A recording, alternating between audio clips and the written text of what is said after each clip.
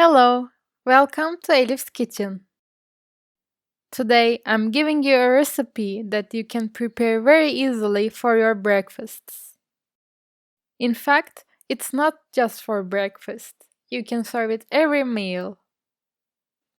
I'd like to share the recipe of cheese potato balls.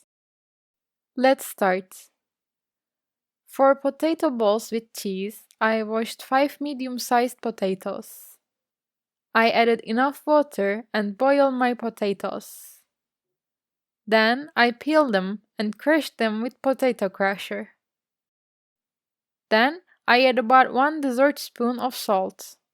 I add 2 full tablespoons of starch. And now I'm kneading it. You see the consistency in the video. It should be thick. You can add starch until you get this consistency. I passed some stranded cheese through the kitchen robot. You can also use cheddar cheese. It is necessary to use a cheese that softens. Now I'm taking about walnut-sized pieces and I press them with my hand. I take 1 full dessertspoon of cheese, just enough to fit in. I'm adding the cheese and closing it nicely. Look this way.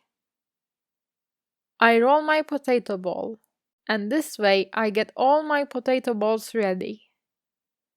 To the pan, I poured some oil, but not too much. Let's say about half a teacup. I put the balls into the hot oil, after pressing on them with my hand. I turn them around after one side is fried.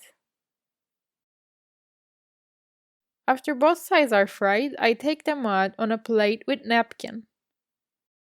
It is so hot right now, so my husband is holding it with a napkin to show you.